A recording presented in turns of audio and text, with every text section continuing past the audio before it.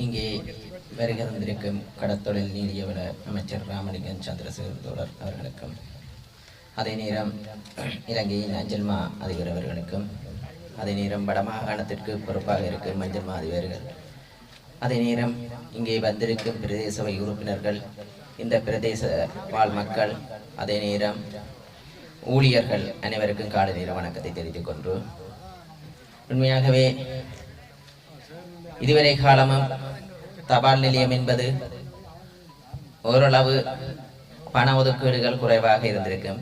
ஆனால் இன்று எமது அரசாங்கத்தில் எல்லா நிறுவனங்களும் முன்னேற்றும் விதமாக செயற்பாடுகள் நடைபெற்ற வேண்டும் இருக்கிறது. அதே நேரம் தபால் கொந்தோரையும் ஒரு சிறந்த ஸ்தானத்தில் கொண்டு போய் சேர்க்க வேண்டிய நிலையில் நாங்கள் இருக்கின்றோம். ஏனென்றால் இன்று இந்த இடத்திற்கு இந்த பிரதேச முதியவர்கள் வந்து அந்த பண உதவி செய்யும் போது தெரிகிறது.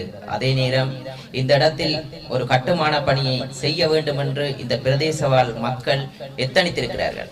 அதனால் தான் இந்த இடத்தை இலவசமாக இந்த பிரதேச வாழ் மக்கள் இந்த தபால் நிலையத்திற்கு வழங்கி இருக்கிறார்கள்.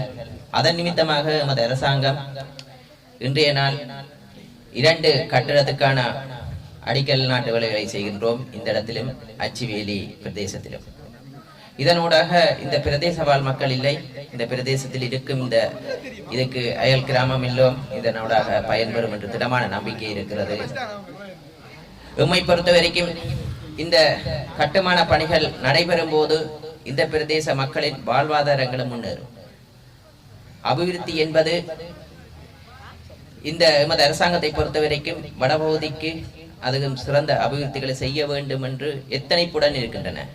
அதே நேரம் அரச ஊழியர்களும் இன்று வட மாகாணத்தை முன்னேற்ற வேண்டும் என்ற நிலப்பாடு மற்ற மாகாணத்துடன் ஒப்பிட்டளவில் எமது மாகாணத்தை முன்னேற்றுவதற்கு கடும் அர்ப்பணிப்புடன் செயல்பட்டு வருகிறார்கள். ஏனென்றால் உங்களுக்கு தெரியும், அரசாங்கம் ஆட்சி அமைத்து 6ஆம் மாதத்துக்கு பிறகு பட்ஜெட் வந்தது. பட்ஜெட் வந்த நிதி குறுகிய காலத்தில் திரும்பி போகாத அளவுக்கு செய்து முடிக்க வேண்டும் என்று அரசு உத்தியோகத்தர்கள் எத்தனிப்புடன் இருக்கிறார்கள். அந்த எத்தனிப்பு என்பது என்னென்று ஏற்படுகின்ற முன்னைய காலத்தில் அரசியல் தலையீடுகள் அதிகமாக இருந்தது. ஆனால் இன்று அரச ஊழியர்களுக்கு அரசியல் தலையீடு என்பது இல்லாமல் போயிருக்கிறது. அவர்கள் சுயமாக சிந்தித்து அவர்களது நிதிகளை பூரணமாக நிறைவேற்ற வேண்டும் என்று அர்ப்பணிப்புடன் இருக்கிறார். அதுதான் எமது தபால் அதிபர் கூறியிருக்கிறார். அனுப்பிய நிதியை மீளவும் திரும்பாத வகையில் பயன்படுத்தி இந்த பிரதேச வாழ் மக்களுக்கு பயன்படுத்த வேண்டும் என்று அந்த வகையில் நாங்களும் எமது அமைச்சர்களும் எமக்கு வடமாகாணத்துக்கு ஒதுக்கு நிதிகளை பூரணமாக முடிக்க வேண்டும். அதே நேரம் அரசாங்கங்களும் நிதிகளை உடனடியாக விடுவிக்கிறது. ஒதுக்கி போட்டு விடுவிக்காம இல்லை, நிதிகளை விடுவித்திருக்கிறது. ஏனென்றால் இன்று எங்களுக்கு தெரியும், வீட்டு திட்டத்துக்கு ஒதுக்கிய நிதிகள் கூட துரிதமாக நாங்கள் விடுவித்த நிமித்தமாக இன்று வீடுகள் குறுகிய காலத்தில் கட்டி முடிக்கப்பட்டிருக்கிறது.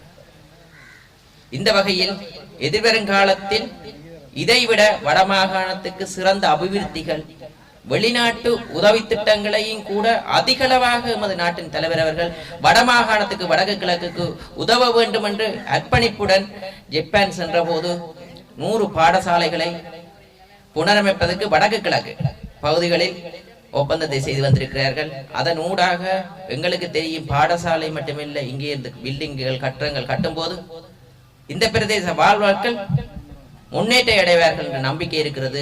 இன்றுதான் நமது அரசாங்கம் அரச கட்டமைப்புகள் சிறந்த லாபம் ஊட்டக்கூடிய நிறுவனங்களாக மாற்றப்பட்டு வருகிறது. அதனூடாக நமக்கு தெரியும், இந்த வாழ் மக்கள், இலங்கை வாழ் மக்கள் பொருளாதாரத்தில் செந்த செழிப்புடன் வாழக்கூடிய நிலை எதிர்வரும் காலத்தில் உருவாகும் என்று கூறிக்கொண்டு விடைபெறுகிறேன். நன்றி, வணக்கம்.